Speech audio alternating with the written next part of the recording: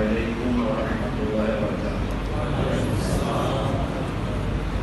আমি আপনাদের সামনে দোয়া চাওয়ার জন্য দাঁড়িয়েছি। আপনারা সকলে দোয়া করবেন।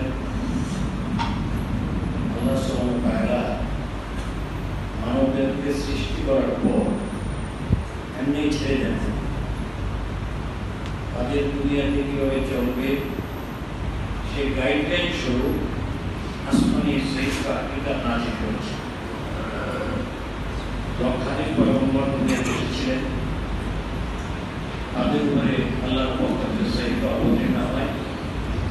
সে ধারাবাহিকতায় মুহাম্মদ রাসূলুল্লাহ সাল্লাল্লাহু আলাইহি ওয়াসাল্লাম আমাদের প্রিয় নবী, শ্রেষ্ঠ নবী, তার উপরে আসমানি কিতাব অবতীর্ণ আল কোরআন। কিয়ামত পর্যন্ত নবীর আগমন করবে না, এটা সবাই জানি, তার ঈমানের অংশ। এবং মুহাম্মদ রাসূলুল্লাহ সাল্লাল্লাহু আলাইহি ওয়াসাল্লাম আল্লাহ প্রেরিত এই আল কোরআন আল কিতাব আমাদেরকে হেদায়েতের পথ দেখাবে। এটা আল্লাহ পাক এর পক্ষ থেকে ঘোষণা। সূরা মায়েদার 3 নম্বর আয়াত, বিসমিল্লাহির রহমানির রহিম, আল ইয়াওমা আকমালতু লাকুম দীনাকুম ওয়া আতমামতু আলাইকুম নি'মাতি ওয়া রাদিতু লাকুমুল ইসলাম দীনা।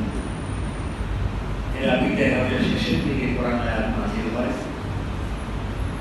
আজকের দিনে তোমাদের দিনকে পরিপূর্ণ করে দিলাম এবং আমার পক্ষ থেকে নিয়ামতও পরিপূর্ণ করে দিলাম। জীবন বিধান হিসাবে এই আল ইসলামকে মনোনীত করলাম। কোরআনের পাতায় পাতায় কিন্তু আল্লাহ রুবিয়াতের কথা, তাওহীদের কথা, রাসালাতের কথা, এই ডিক্লারেশনটা মানে এটা কনক্লুশন যে আল্লাহর পক্ষ থেকে কমপ্লিট কোড অফ লাইফ, পূর্ণাঙ্গরূপে চাল কোরআন আল্লাহ কমপ্লিট করে দিলেন। এটাই আমাদের কিয়ামতের হেদায়েতের প্রকাশ। তো সম্ভব যে কোনো বিষয় মানে সিদ্ধান্ত নেওয়ার সময় ডাউটকে রিজলভ করে, যতদূর সম্ভব যেটা হতে পারে, এটা নাও হতে পারে, চিন্তা করে মোটামুটি সঠিক সেই সিদ্ধান্ত আসে মানুষের কোনো জীবনের কোনো ফায়সালার জন্য। কিন্তু এক্ষেত্রে কোনো জাতীয়গত কথা নেই। আল্লাহ সুবহানাহু ওয়া তাআলার পক্ষ থেকে ক্লিয়ার ডিরেকশন, গাইডলাইন। প্রিয় বন্ধুগণ, কেমন পর্যন্ত এই কোরআন থাকবে এবং আমরা যদি আঁকড়ে ধরতে পারি, আমাদের দুনিয়ার মধ্যে শান্তি, আখিরাত কল্যাণ। আমাদের এখানে অনেকের হায়াত 60, 70, 80 বা 20, 30, 40। কখন যে মৃত্যু আসবে এটা সার্টেনিটি নাই, কিন্তু আসবে এটা সার্টেন। মৃত্যু অবধারিত, সময়টা আনসার্টেন। সেই জন্য একটা মুমিনের দায়িত্ব সর্বাবস্থায় আল্লাহর কাছে যাওয়ার জন্য প্রস্তুতি রাখা, এটা মুক্তিমানের কাজ। আমাদের শ্রদ্ধেয় ইমাম সাহেবগণ প্রতিটি জুমার খুতবায়, ঈদগাহ বয়ানে, কোরআন হাদিসের মাহফিলে এই কথাটি আমাদের বোঝানোর চেষ্টা করেন বারবার। এত সত্ত্বেও শতকরা 90 জন যে দেশে মুসলিম, সেই দেশ তো সোনার মদিনার চেয়েও সোনার মদিনা করেছে। আপনারা আমার সাথে একমত হবেন যে আমরা সাফল্যের বিবেচনায়, সফলতার যে সমস্ত কথা আল্লাহ সুবহানাহু ওয়া তাআলার বিবেচনা আমরা পিছিয়ে আছি। আমাদের সমাজে ব্যাপক চুরি হয়, রাহাজানি হয়, ধর্ষণ হয়, চাঁদাবাজি হয়, জায়গা দখল হয়, মিথ্যাচার হয়, সার্টিফিকেট দখল হয়, ঘুষ দিয়ে চাকরি অর্জন করে, সার্টিফিকেট ঘুষ দিয়ে অর্জন করে। এবং এই গত বিগত দিনে যে সমস্ত দৃশ্য দেখেছি, মানুষ যখন পেটের ক্ষুধা জ্বালা, তখন সে আমার সময় অভাবের জন্য চুরি করে। আমি এটা সার্টিফিকেট দিচ্ছি না বলে বলতে, বাট রিজনিং থাকে। কিন্তু যার অজস্র টাকা আছে, পয়সা আছে, বাড়ি আছে, গাড়ি আছে, অভাব নাই, সেই লোকটা যখন অন্যায় করে, সেবা লঙ্ঘন করে, এই লিপ্সা তো টোটালি আল্লাহর হুকুমের পরিপন্থী। এই যে লিপ্সা, এইটাকে লাগাম টেনে ধরার জন্যই নবী দাওয়াত দিয়েছে। বিসমিল্লাহির রহমানির রহিম, ইয়া কওমি ইবুদুল্লাহ মা লাকুম মিন ইলাহিন গায়রুহু।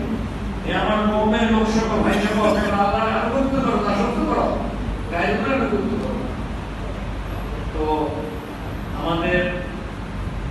এই আমানত আল্লাহ পাক রেখেছেন যাতে সমাজে সুবিচার হয়, ন্যায় বিচার হয়, মানুষ তার অধিকার পায়।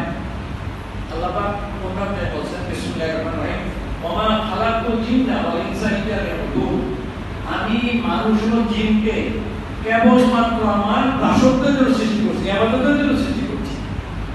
তাহলে প্রশ্ন জাগে নামাজ, রোজা, হজ, যাকাত, দান, সদকা আমরা যদি শুধু এইটুকুকে ইবাদত মনে করি, তাহলে শুধুমাত্র ইবাদত করলে যে আমরা সংসার করলাম, ব্যবসা করলাম, চাকরি করলাম, সমাজের ওয়ার্ড কাউন্সিলর হইলাম, চেয়ারম্যান হইলাম, মেম্বার হইলাম, পার্লামেন্টের সেগুলি কি থাকে?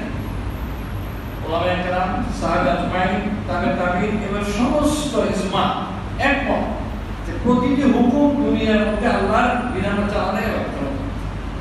প্রত্যেকটা খাওয়া যদি আল্লাহর হুকুম মতো খাই ইবাদত, আমি ঘুমাই আল্লাহর হুকুম সেটা ইবাদত, ব্যবসা বাণিজ্য যদি আল্লাহর হুকুম মতো সেটা ইবাদত, আমি সফর করি সেটাও ইবাদত, আমার সন্তান প্রতিপালন সেটাও ইবাদত, পিতামাতার হক আদায় করা এটা বড় ইবাদত। এটা প্রতিটি কাজই ইবাদত আল্লাহর হুকুম হবে। আর এই হুকুম মতো না হলে কিন্তু বরবাদ। তো আল্লাহ রাব্বুল আলামিন এই হুকুম দেওয়ার পরে নবীকে যে দায়িত্ব দিয়েছেন জয়মুখদেরকে ইসলামী সমাজ কায়েমের জন্য, যে সমাজে ন্যায় বিচার থাকবে, ইনসাফ থাকবে, জুলুম থাকবে না, অত্যাচার থাকবে না, সেই দেশের রাষ্ট্রনায়ক ছিলেন মসজিদ ইমাম, মসজিদ নববীর ইমাম। মদিনা মক্কা শাসন করেছেন বাইতুল্লাহ থেকে মসজিদ নববী। জাকাত ও রূপ যেন না ইসলাম কায়েম করবে। অবিশ্বাস লাগে চিন্তা করলে, যেখানে অভাব অনটন মারামারি কাটাকাটি ব্যাপক ছিল, লুণ্ঠন ডাকাতি, সেই সমাজের জাকাত দেওয়া হচ্ছে না। এটাই ইসলামের সুন্নাহ।